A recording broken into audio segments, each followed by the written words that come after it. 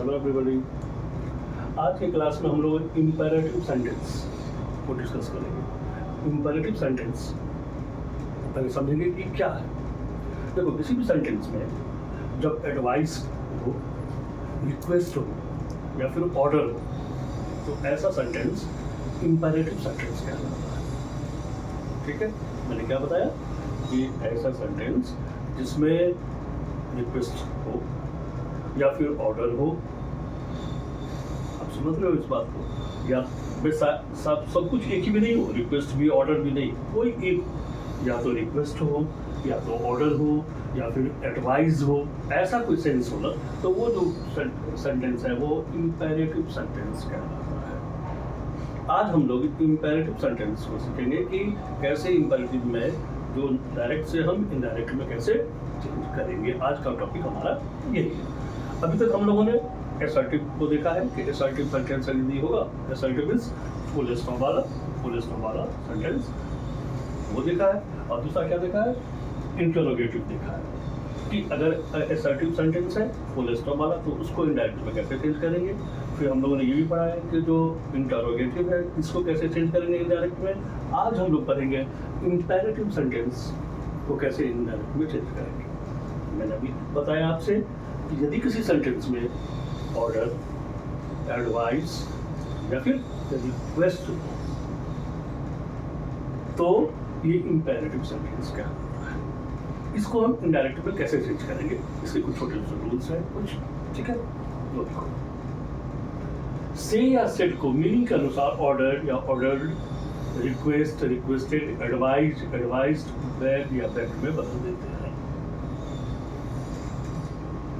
हम लोग एसर्टिव में क्या करते थे, सेड टू को टोल्ड में बदलते थे। यहाँ पे क्या करेंगे, यहाँ पे यदि सेड है तो मीनिंग के अनुसार देखो, अगर सेड क्या है, पास्ट टेंस है, तो अगर ऑर्डर का सेंस है तो ऑर्डर्ड लिखेंगे। यदि से है और ऑर्डर का सेंस है तो हम ऑर्डर लिखेंगे। तो अगर पास्ट टेंस में है तो ये पास्ट टेंस में हो जाएगा, ये प्रेजेंट में है तो प्रेजेंट में हो जाएगा। उसी तरह से मैं कहूँगा रिक्वेस्ट, यदि रिक्वेस्ट का सेंस है और यदि यहाँ पे से है तो रिक्वेस्ट हो जाएगा, सेड है तो रिक्वेस्टेड हो जाएगा यदि रिक्वेस्ट का सेंस है तो। ठीक है, यदि एडवाइस का सेंस है तो ये एडवाइस, अगर प्रेजेंट में है तो एडवाइस हो जाएगा, करेक्ट मतलब। यदि से है तो एडवाइस हो जाएगा, एंड सेड है तो एडवाइस्ड हो जाएगा। अब आपको एक बात यहाँ पे थोड़ी समझनी है, ये एडवाइस, एडवाइस्ड,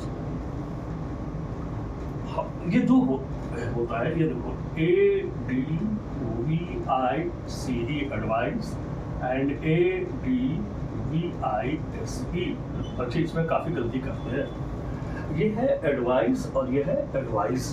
ये एडवाइस होता है नाउन और ये एडवाइस होता है वर्ब।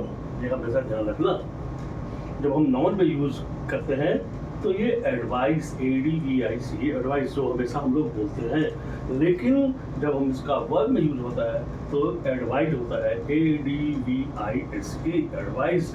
हम यहाँ पे वर्ब में यूज करेंगे, इसलिए हम एडवाइस की बात करेंगे। यहाँ पे एडवाइस होगा, एडवाइस नहीं होगा। ध्यान रखना इस बात का, बच्चे गलती करते हैं इसमें। This is basic difference between advice and advised. ठीक है, he gave me a piece of advice, not advice। advice नहीं, advice सलाह देना, और ये सलाह। आप समझ में आ रही है एडवाइस और एडवाइस में क्या डिफरेंस है, ये बात समझ में आ गई।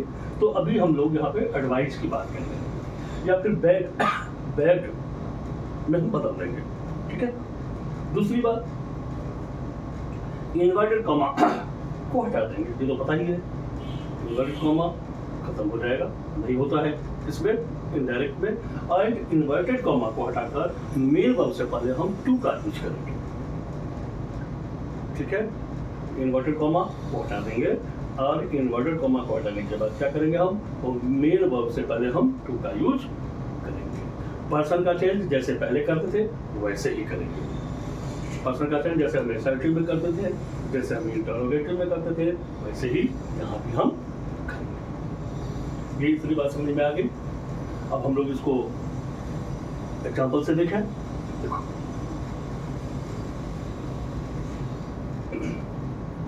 हरी सेड टू हिज सर्वेंट। देखो इसमें मीनिंग इंपॉर्टेंट है।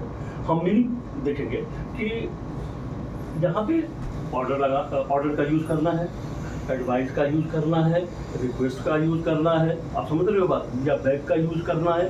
क्या यूज होगा, हमारे को पहले ये देखना होगा कि इसका मीनिंग क्या है। अब देखो पहला एग्जाम्पल नंबर 1, देखो Hari said to his servant. हरी ने अपने सर्वेंट से कहा, अपने नौकर से कहा, क्या कहा, bring a glass of water, एक गिलास पानी लाओ। तो अपने नौकर को कोई क्या करता है, ऑर्डर देता है ना।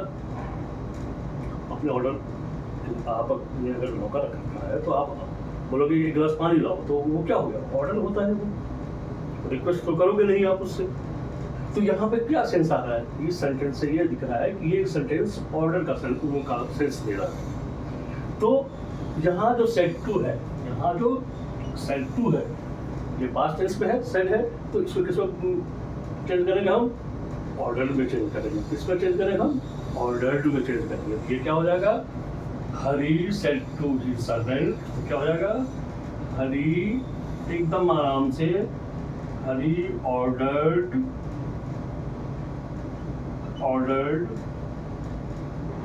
हिज सर्वेंट,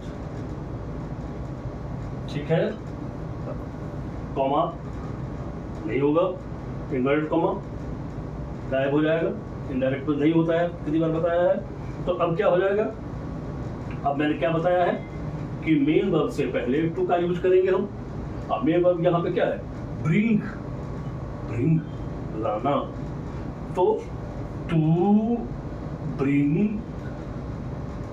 ब्रिंग, यहाँ पे एक बात और बताना है, टू के बाद हमेशा वर्ब का फर्स्ट फॉर्म आता है, याद रखना। टू प्रेपोजिशन है और टू के बाद हमेशा वर्ब का फर्स्ट फॉर्म आता है, इसलिए हो जाएगा to bring a glass of water. ये बात समझ में आई। देखो जो हमारे पास रूल्स है हमने उसी को फॉलो किया है। क्या कि जब मैंने क्या बताया कि जब सेंटेंस में ऑर्डर हो, रिक्वेस्ट हो, एडवाइस हो, तो उसके हिसाब से हम सेट टू को चेंज करेंगे। इस सेंटेंस में ऑर्डर दिख रहा है, क्या दिख रहा है, ऑर्डर का सेंस पता चल रहा है कि इसमें ऑर्डर है। तो हम इसको सेट टू को किस में चेंज करेंगे, ऑर्डर्ड में चेंज करेंगे। हरी ऑर्डर्ड हिज सर्वेंट, फिर क्या बताया अभी, मेन वर्ब से पहले हम टू का यूज करेंगे।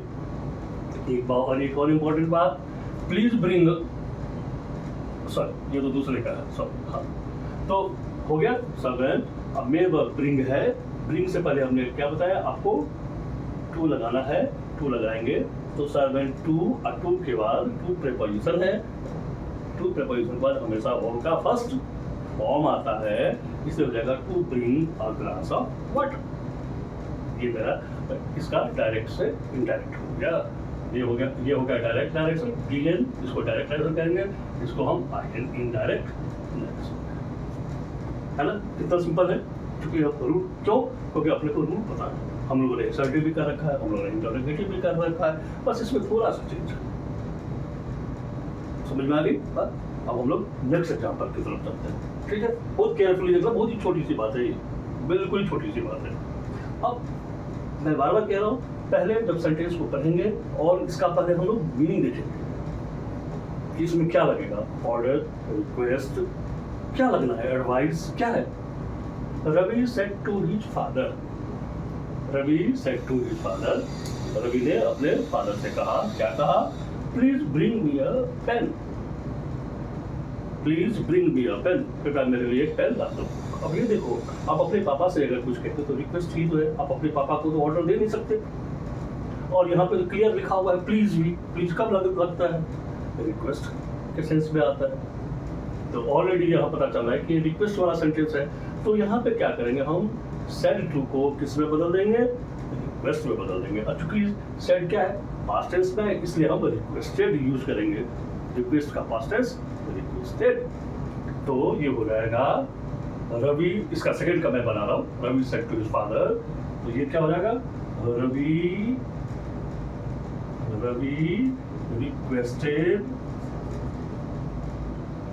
requested his father, ठीक है, यहाँ तक तो हो गया फादर। अब कॉमा को रिमूव कर देंगे, इन्वर्टेड कॉमा भी रिमूव कर देंगे। अब जब हमने यहाँ पे रिक्वेस्ट लगा ही दिया है तो यहाँ पे फिर प्लीज तो नहीं होगा ना, एक सेंटेंस में दो तो नहीं हो सकता।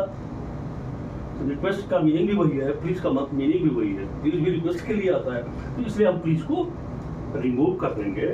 तो मेन वर्ब से पहले क्या लगाएंगे, टू का यूज करेंगे। मेन वर्ब हमारा ब्रिंग है, तो यहाँ पे क्या लगेगा, टू। अभी मैंने बताया कि टू के बाद हमेशा वर्ब का फर्स्ट फॉर्म आता है, तो यहाँ पे क्या आ जाएगा, ब्रिंग, फादर टू ब्रिंग, ठीक है। अब फिर यहाँ पे चेंज ऑफ पर्सन आ गया। मैंने आप लोगों को बता रखा है कि पर्सन का चेंज कैसे करते हैं, मैंने बताया है आपको SON 1 2 3। फर्स्ट पर्सन सब्जेक्ट के हिसाब से, सेकंड पर्सन ऑब्जेक्ट के हिसाब से, थर्ड पर्सन नो चेंज। याद है आप लोगों को? चलो इसी रूल को फॉलो करते हैं हम लोग। मी क्या है, first person according to subject. Subject यहाँ क्या है, रवि है ना, रवि है। रवि क्या है, थर्ड पर्सन सिंगुलर नंबर है, तो इसके लिए क्या आना चाहिए, ही आना चाहिए, जी, ठीक है। लेकिन जी तो होगा नहीं, क्यों नहीं होगा, मैंने कितनी बार बताया, फिर अभी बता रहा हूँ। यहाँ पे देखो, यहाँ पे मी क्या है, ऑब्जेक्ट है, तो यहाँ पे भी ये ही क्या आएगा, ऑब्जेक्टिव केस में ही आएगा। तो ही का ऑब्जेक्टिव केस क्या होता है, he subjective case, him objective case, his positive adjective and positive pronoun भी उसका ही होता है। तो क्या हो जाएगा, ही के बदले क्या हो जाएगा, हिम। क्यों, क्योंकि ये क्या है, मी क्या है, यहाँ पे पॉजिटिव एडजेक्टिव है, मैंने पॉजिटिव एडजेक्टिव बता रखा है ना, ठीक है। सॉरी, यहाँ पे ऑब्जेक्ट के रूप में है ना, ये ऑब्जेक्ट है ना, तो ऑब्जेक्ट क्या आएगा, ऑब्जेक्ट मतलब ऑब्जेक्टिव केस, तो ही का ऑब्जेक्टिव केस क्या हो जाएगा, हिम। तो यहाँ पे हो जाएगा हिम पेन।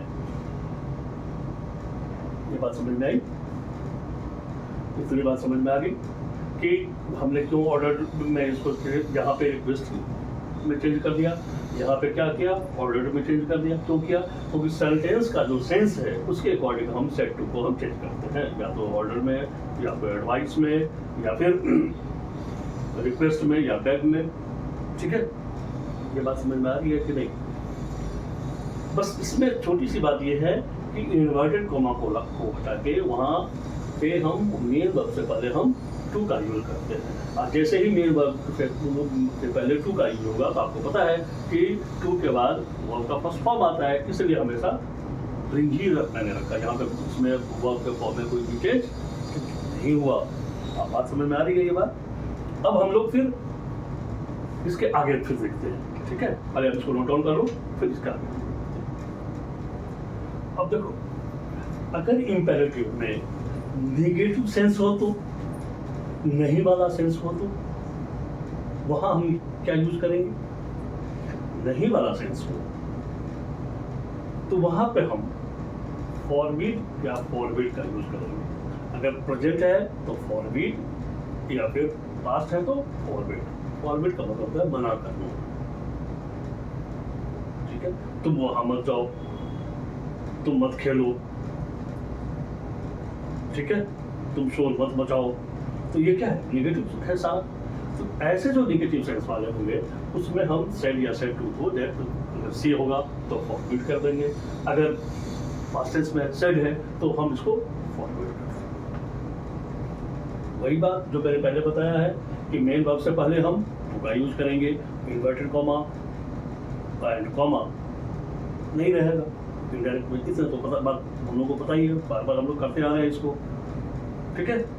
देखो, she said to her children, उसने अपने बच्चों से कहा, क्या कहा, don't walk in the sun, धूप में मत हो,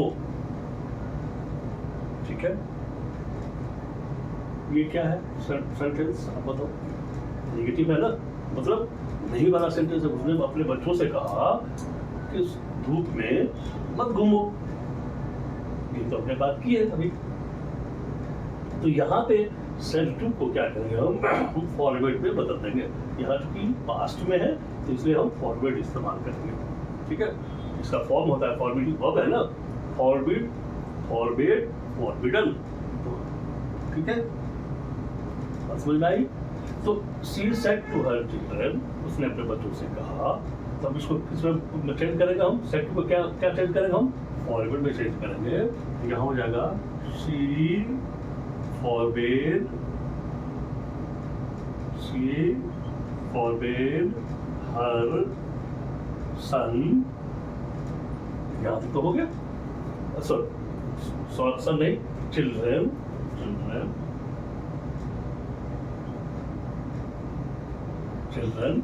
इन्वर्टेड कॉमा, गायब, कॉमा भी गायब।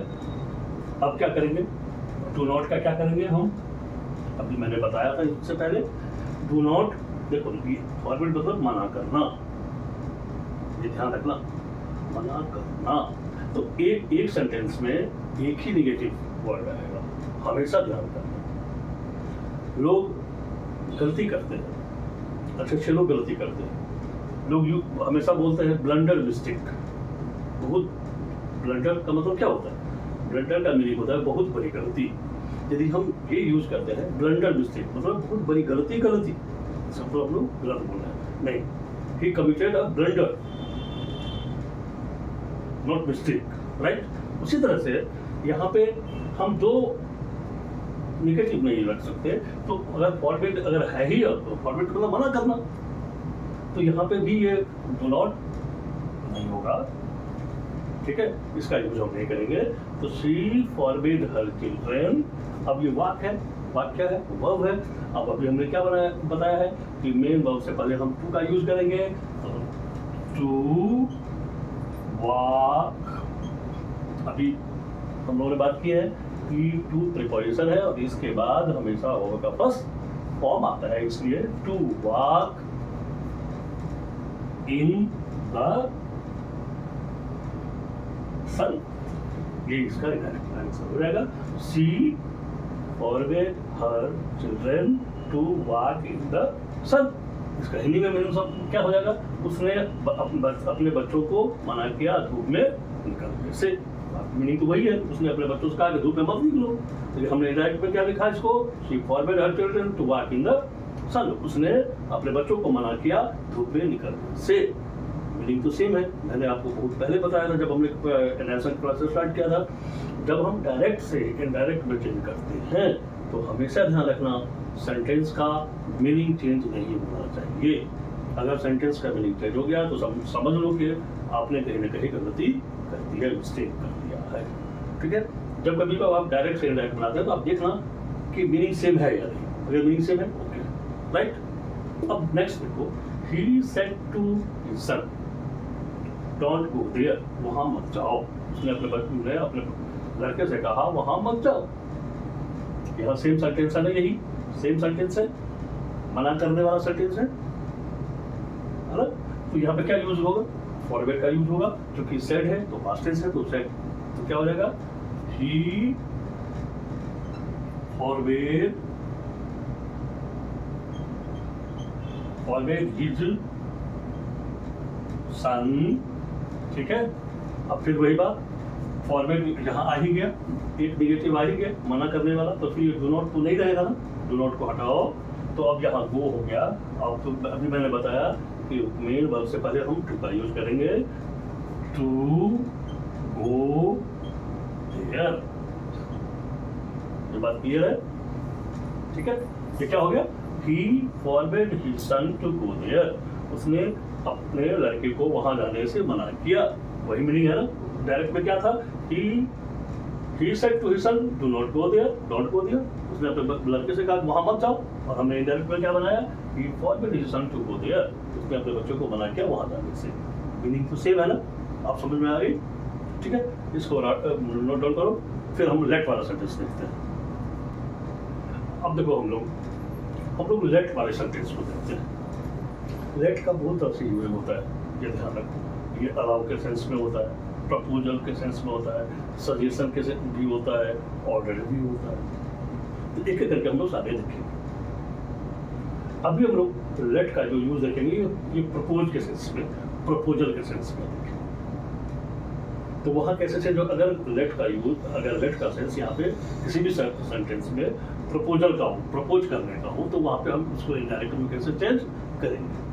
तो इसको क्या करेंगे हम, रिपोर्टिंग वर्ब में यदि, ये ध्यान रखना, रिपोर्टिंग वर्ब में यदि ऑब्जेक्ट हो तो उसके बाद हम टू का यूज करेंगे। ठीक है। अब प्रपोज है, प्रपोजल का सेंस है तो आपको ये पता ही है कि ये प्रपोज या फिर प्रपोज यूज करेंगे। अगर प्रेजेंट में है, से है तो प्रपोज, सेड है तो प्रपोज्ड। लेकिन क्या कह रहा हूं कि ऑब्जेक्ट के बाद हम टू का यूज करेंगे। कहने का मतलब है प्रपोज के बाद हम इस पे टू का यूज करेंगे, प्रपोज्ड टू। ये बात समझ में आ गई। इन्वर्टेड कॉमा का हटा देंगे, और जैसे हम एसर्टिव में यूज करते थे दैट, हम यहाँ पे हम दैट का यूज करेंगे। क्लियर है ये बात। रिपोर्टेड स्पीच के सब्जेक्ट के बाद हम शुड का यूज करेंगे। रिपोर्टिंग वर्ब, रिपोर्टेड स्पीच, ये याद होगा। इन्वर्टेड कॉमा के बाहर का पोर्शन, ये क्या कहलाता है, reporting verb. And inverted comma के अंदर का जो पोर्शन है वो क्या कहलाता है, रिपोर्टेड स्पीच। तो रिपोर्टेड स्पीच का जो सब्जेक्ट होगा उसके बाद हम क्या करेंगे, शुड का यूज करेंगे। ठीक है, ठीक है, क्लियर है। ये मैं दोबारा बताऊँ, चलो मैं इसको दोबारा रिपीट करता हूँ। जब लेट का सेंस प्रपोज के सेंस, प्रपोजल के सेंस में हो तो हम सेड या सेड टू को प्रपोज्ड में बदल देंगे। से होगा तो प्रपोज में बदल देंगे, सेड होगा तो प्रपोज में बदल देंगे। एंड ऑब्जेक्ट यदि हो तो हम टू का यूज करेंगे। तो कहने का मतलब ये हो जाएगा प्रपोज्ड टू। अब मी है तो मी, ही प्रपोज्ड टू मी, ये क्या है। सेकेंड, इन्वर्टेड कॉमा को हटा देंगे। जैसे हम लोग असर्टिव सेंटेंस में कॉमा और इन्वर्टेड कॉमा को हटा के दैट का यूज करते थे, हम लोग यहाँ पे वही दैट का यूज करेंगे। Next, reported speech. ये जो रिपोर्टेड स्पीच है मतलब इन्वर्टेड कॉमा के अंदर वाला पोर्शन, उसका जो सब्जेक्ट है उसके बाद हम शुड का यूज करेंगे।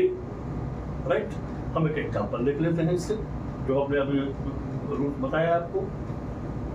Ravi said to friends, said to his friends कर लो, टू हिज फ्रेंड्स कर लो,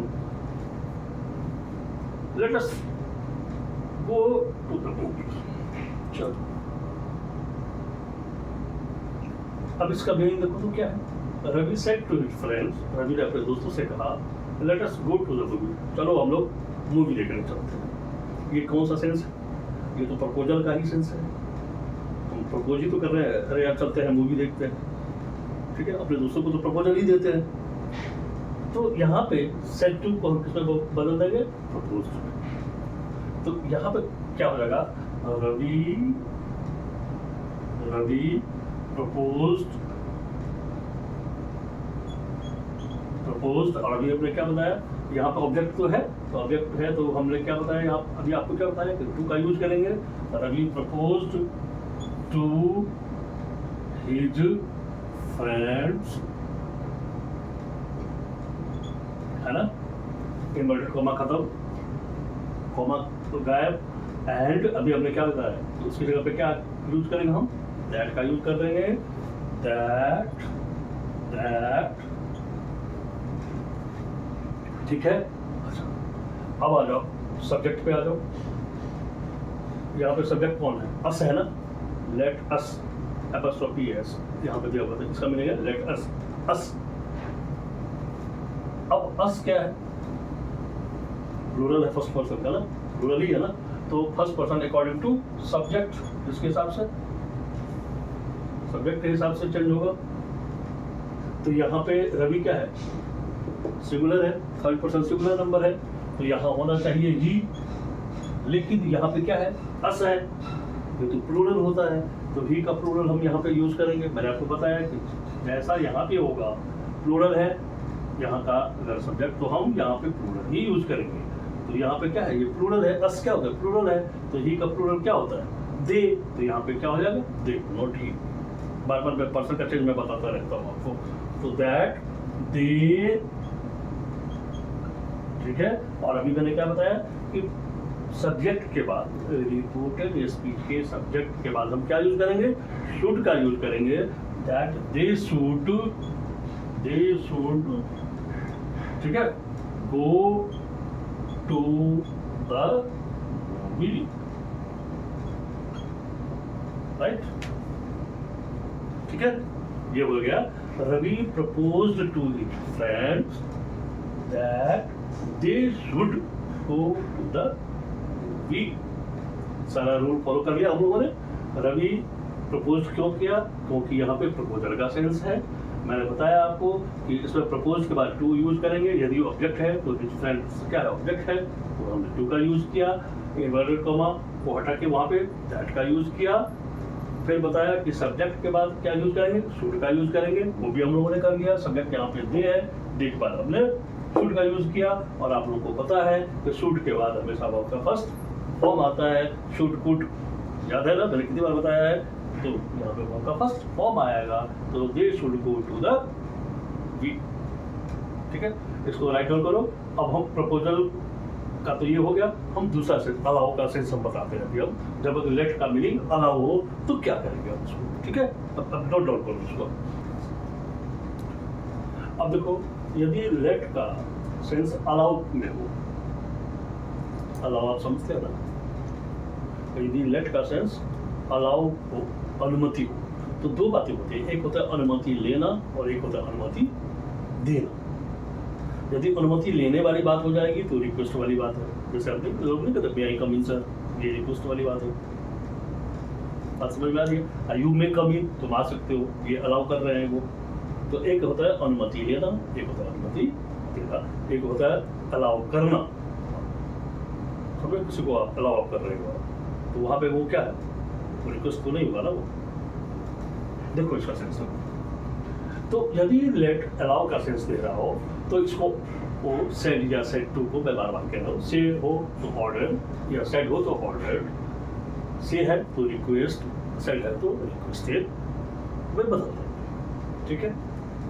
एंड रिपोर्टेड स्पीच को हम टू अलाउ से स्टार्ट करेंगे। रिपोर्टेड स्पीच को जो स्टार्ट करेंगे वो किससे करेंगे, टू अलाउ से स्टार्ट करेंगे। एंड मेन वर्ब से पहले हम टू का यूज करेंगे। हम किसकी बात कर रहे हैं, लेट का सेंस जब अलाउ का सेंस हो तो हम ये ऑर्डर या ऑर्डर्ड या फिर रिक्वेस्टेड का यूज करेंगे। रिपोर्टेड स्पीच को हम टू अलाउ से स्टार्ट करेंगे एंड मेन वर्ब से पहले हम टू का यूज करेंगे। बस इतनी सी बात है। अब इस पे हम एग्जांपल देखते हैं। देखो, Hari said to his teacher let me go home. मैं बात में कह रहा हूँ कि इसकी मीनिंग को समझने की कोशिश करो। हरी सेड टू हिज टीचर, हरी ने अपने शिक्षक से कहा, अपने टीचर से कहा, लेट मी गो होम, क्या मुझे घर जाने की अनुमति दे। वो क्या कर रहा है, अनुमति मांग रहा है, इसका मतलब वो रिक्वेस्ट कर रहा है। और जब रिक्वेस्ट कर रहा है तो हम यहाँ क्या करेंगे, यहाँ पे रिक्वेस्टेड लगाएंगे हम। तो हरी सेड टू हिज टीचर, तो ये क्या हो जाएगा, हरी रिक्वेस्टेड, ठीक है, हिज टीचर, टीचर यहां तो हो गया। अब मैंने क्या बताया अभी कि रिपोर्टेड स्पीच को हम टू अलाउ से स्टार्ट करेंगे। तो रिपोर्टेड स्पीच यहाँ से स्टार्ट होगा, तो टीचर के बाद क्या होगा, टू अलाउ, ये double L O to allow. अब यहाँ पे पर्सन का चेंज करेंगे हम, मी फर्स्ट पर्सन सब्जेक्ट के हिसाब से। तो सब्जेक्ट यहाँ पे क्या है, हरी है, तो हरी का प्रोनाउन क्या आएगा, शी आएगा। देखो बिल्कुल आराम से मैं समझा रहा हूँ, ये लर्न ही हो जाएगा। यहाँ पे ही आना चाहिए, लेकिन ये देखो ये मी किस केस में है, आई, मी, माई, माइन, याद करो। मी क्या है, ऑब्जेक्टिव केस है, मतलब ये ऑब्जेक्ट के रूप में है यहाँ पे, यहाँ भी ये ऑब्जेक्ट के रूप में होगा। तो ही ऑब्जेक्ट जब ऑब्जेक्ट के रूप में होता है तो क्या लिखते हैं, ही, हिम, हिज, याद है ना? तो हिम क्या होगा? Objective case. तो ही का बदले यहाँ पे क्या आएगा? हिम आएगा, क्योंकि ये ऑब्जेक्टिव केस में है तो यहाँ भी ऑब्जेक्टिव केस। तो allow him to go home. ठीक है, इसका होगा Hari requested his teacher to allow him to go home. ये क्लियर है? ये बात समझ में आ गई अलाउ वाला। अब कहीं कहीं ऑर्डर भी होता है। अब यहां देखो, the teacher said to the student complete your homework. यहां देखो, जो टीचर होगा वो अपने बच्चों को, अपने स्टूडेंट्स को क्या करेगा? ऑर्डर देगा ना, रिक्वेस्ट करेगा कि आप होमवर्क कर लो प्लीज, नहीं ना? तो यहाँ पे सेड टू किसमें बदलेगा? ऑर्डर्ड में बदल जाएगा। द, देखो यही चीज मैं कह रहा, समझाना चाह रहा हूँ, यहाँ पे मीनिंग बहुत इंपॉर्टेंट है। The teacher ordered, the teacher ordered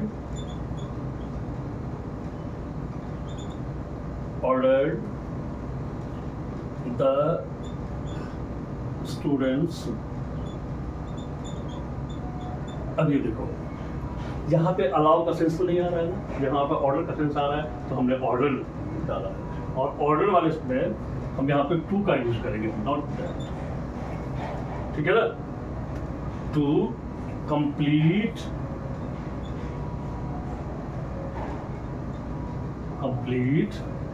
your homework. अब योर क्या है? सेकंड पर्सन है। सेकंड पर्सन किसके हिसाब से बदलता है? ऑब्जेक्ट के हिसाब से। यहाँ पे आना ऑब्जेक्ट के हिसाब से। अब ये देखो, ऑब्जेक्ट में क्या है? ये थर्ड पर्सन प्लूरल नंबर है। स्टूडेंट्स क्या आता है? थर्ड पर्सन प्लूरल नंबर है। तो यहाँ पे थर्ड पर्सन प्लूरल नंबर में क्या आता है?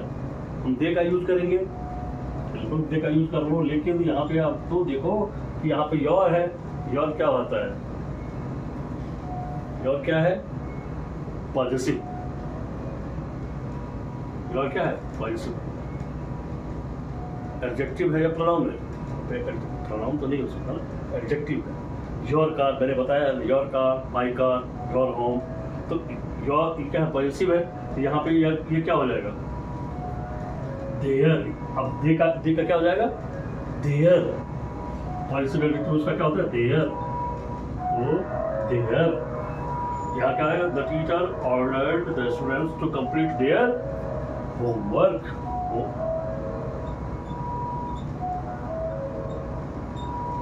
ठीक है, देयर समझ में आई बात? कि जिस सेंस में यहाँ पे यदि जो है यही चीज, ये योर क्या है? यहाँ पे पॉजिटिव एडजेक्टिव है, तो यहाँ पे भी ये पॉजिटिव एडजेक्टिव के रूप में आएगा। तो दे का पॉजिटिव एडजेक्टिव क्या होता है?